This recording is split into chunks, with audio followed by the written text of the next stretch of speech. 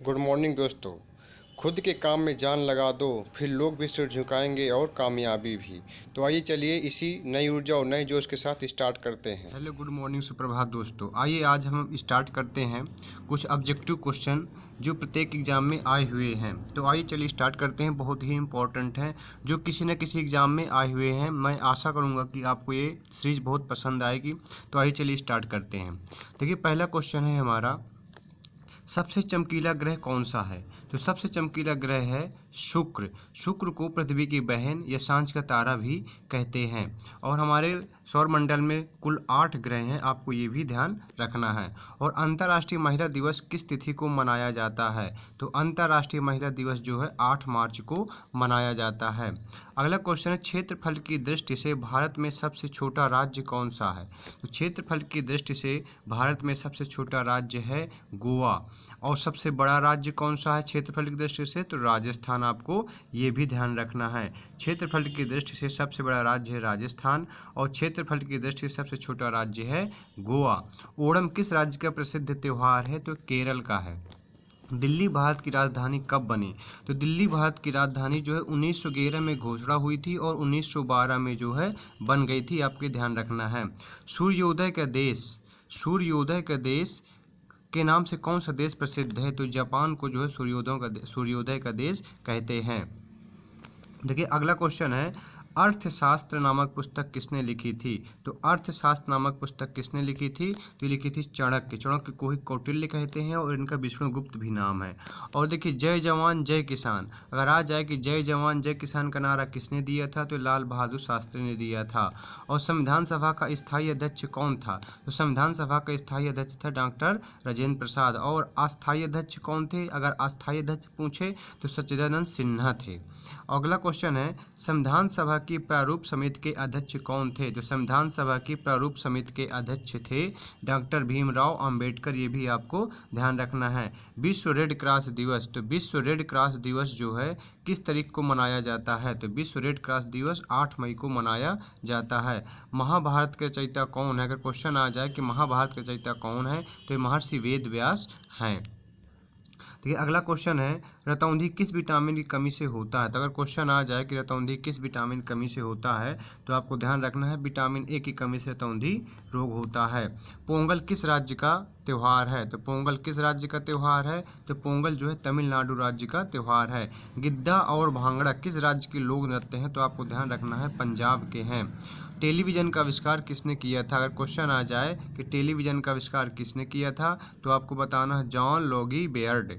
Television का आविष्कार किसने किया था? तो जॉन लोगी बेयर्ड ने किया था। भारत की पहली महिला शासिका कौन थी? तो रजिया सुल्तान थी। रजिया सुल्तान किसकी पुत्री थी? इल्तुतमिश की पुत्री थी। किसकी पुत्री थी? इल्तुतमिश की। तो आपको ध्यान रखना है कि रजिया सुल्तान पहली शासिका थी और ये इल्तुतमिश की पुत्री थी। अगला क्वेश्चन है, मछली किसकी सहायता से सांस लेती हैं? तो मछली गलफड़ों की सहायता से सांस लेती हैं। अगला क्वेश्चन है, इंकलाब जिंदाबाद का नारा किसने दिया था? तो इंकलाब जिंदाबाद का नारा जो है भगत सिंह ने दिया था। लेकिन अगर सही दृष्टि से देखा जाए तो मोहम्मद इकबाल ने जो है अपनी एक बुक में इंकलाब जिंदाबाद शब्द का प्रयोग सबसे पहले किया था, लेकिन इसका जो है प्रयोग भगत सिंह ने किया था। तो इन्होंने जो है इसका प्रसार किया भगत सिंह ने, इसलिए अक्सर हर एक जगह भगत सिंह ही लिख के आता है। लेकिन जो इंकलाब जिंदाबाद शब्द है, ये मोहम्मद इकबाल ने अपनी एक बुक में लिखा था, लेकिन भगत सिंह ने जो है इसका उपयोग किया, तो इसलिए जो है इनका नाम आ जाता है। अगला क्वेश्चन है, जलियांवाला बाग हत्याकांड कब और कहाँ हुआ था? तो आपको ये भी ध्यान रखना है। तो जलियांवाला बाग हत्याकांड जो 13 अप्रैल, ये भी ध्यान रखना, डेट 13 अप्रैल 1919 को अमृतसर पंजाब में हुआ था। 1939 में कांग्रेस छोड़ने के बाद सुभाष चंद्र बोस ने किस दल की स्थापना की थी? तो फॉरवर्ड ब्लॉक की स्थापना की थी। पंजाब केसरी किसे कहा जाता है? तो लाला लाजपत राय को पंजाब केसरी कहा जाता है। सैंडर्स की हत्या किसने की थी? तो सैंडर्स की हत्या जो है भगत सिंह ने की थी। 1857 की विद्रोह में किसने अपना बलिदान सबसे पहले दिया था? तो मंगल पांडे ने जो सबसे पहले अपना बलिदान दिया था। भारत की पहली महिला राज्यपाल कौन थी? तो सरोजिनी नायडू थी।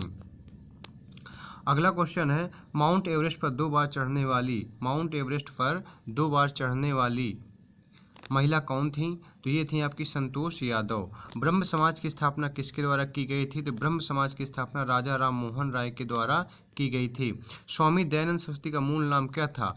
ये सभी क्वेश्चन जो है एक छपने वाले क्वेश्चन है, प्रत्येक कहीं ना कहीं किसी एग्जाम में आए हुए हैं, इसलिए आपको बहुत अच्छे से इनको समझना और पढ़ना है। तो स्वामी दयानंद सरस्वती का मूल नाम क्या था? तो मूल शंकर था। स्वामी दयानंद सरस्वती का मूल नाम क्या था? मूल शंकर था। वेदों की ओर लौटो का नारा किसने दिया था? तो वेदों की ओर लौटो का नारा दिया था स्वामी दयानंद सरस्वती जी ने। रामकृष्ण मिशन की स्थापना किसने की थी? रामकृष्ण मिशन की स्थापना स्वामी विवेकानंद ने 1897 में की थी। ये भी आपको डेट सन भी ध्यान रखना है। अगला question, Vasco D gamma Bharat कब आया था? तो वास्को डी गामा भारत कब आया था? 1498 में आया था। वास्को डी गामा कहाँ का रहने वाला था? तो ये भी आपको ध्यान रखना है, पुर्तगाल का रहने वाला था। अगला क्वेश्चन है, सिख धर्म का संस्थापक किस गुरु को माना जाता है? अगर क्वेश्चन आ जाए कि सिख धर्म का संस्थापक किस गुरु को माना जाता है, तो गुरु नानक को माना जाता है। सिखों का प्रमुख त्यौहार कौन सा है? तो बैसाखी है। लौह पुरुष किस महापुरुष को कहा जाता है? तो लौह पुरुष सरदार वल्लभ भाई पटेल को कहा जाता है। नेताजी किस महापुरुष को कहा जाता है? तो नेताजी सुभाष चंद्र बोस को कहा जाता है। दिल्ली स्थित लाल बहादुर शास्त्री की समाधि का क्या नाम है? तो यानी लाल बहादुर शास्त्री की समाधि का नाम है विजय घाट। हवा महल कहाँ स्थित है? तो हवा महल कहाँ स्थित है? जयपुर में है। ये अगले क्वेश्चन है, बिहू किस राज्य का प्रसिद्ध त्यौहार है? अगर आ जाए कि बिहू किस राज्य का त्यौहार है, तो ये है आपका असम का। अगला क्वेश्चन, कौन सा विटामिन आंवले में प्रचुर मात्रा में मिलता है? तो विटामिन सी जो है आंवले में प्रचुर मात्रा में मिलता है। भारत का प्रथम गवर्नर जनरल कौन था? तो भारत का प्रथम गवर्नर जनरल जो है विलियम बेंटिक था। अगला क्वेश्चन, कागज का आविष्कार किस देश में हुआ है? तो कागज का आविष्कार किस देश में हुआ है? तो इस चाइना में हुआ है। गौतम बुद्ध के बचपन का नाम क्या था? तो गौतम बुद्ध के बचपन का नाम सिद्धार्थ था। भारत में सशस्त्र बलों का सर्वोच्च सेनापति कौन होता है? यानी ये भी कह सकते हैं कि भारत की तीनों सेनाओं का सर्वोच्च सेनापति कौन होता है? तो ये हमारे राष्ट्रपति जी होते हैं। देखिए, भगवान बुद्ध को ज्ञान की प्राप्ति कहाँ हुई थी? अगर क्वेश्चन आ जाए कि भगवान बुद्ध को ज्ञान की प्राप्ति कहाँ हुई थी, तो ये बोध गया बिहार में हुई थी। आर्य समाज की स्थापना किसने की थी? तो आर्य समाज की स्थापना स्वामी दयानंद सरस्वती ने की थी। पंजाबी भाषा की लिपि कौन सी होती है? तो लिपि गुरुमुखी होती है। जैसे हमारी हिंदी भाषा की लिपि क्या होती है? देवनागरी होती है। तो इसी तरह पंजाबी भाषा की लिपि जो होती है वो गुरुमुखी होती है। भारत की मुख्य भूमि का दक्षिणतम किनारा कौन सा? अगर क्वेश्चन आ जाए, देखिए मुख्य भूमि कह रहा है ना, जैसे ये हमारा भारत है, ये मुख्य भूमि का जो है दक्षिणतम बिंदु है कन्याकुमारी। अगर भारत का सुदूरस्थ पूछे तो यहाँ पर देखिए ये अंडमान निकोबार द्वीप समूह है, तो इसके सबसे नीचे एक द्वीप है ग्रेट निकोबार। तो ग्रेट निकोबार में जो एक पॉइंट है उसका नाम है इंदिरा पॉइंट, तो वो सबसे सुदूरस्थ पॉइंट है। अगर मुख्य भूमि से पूछेगा तो कन्याकुमारी हो जाएगा।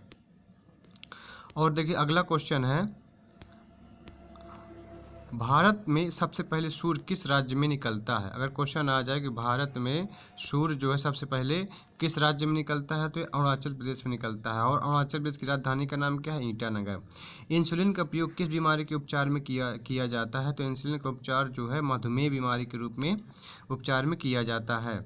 जय हिंद दोस्तों, ऐसी वीडियो देखने के लिए हमारे चैनल स्टडी मेक्स फ्यूचर को लाइक करें, सब्सक्राइब करें और कमेंट करके ज़रूर बताएं कि ये सीरीज आपको कैसी लगी, और अगली बार हम और अच्छा प्रयास करने की कोशिश करेंगे। जय हिंद दोस्तों।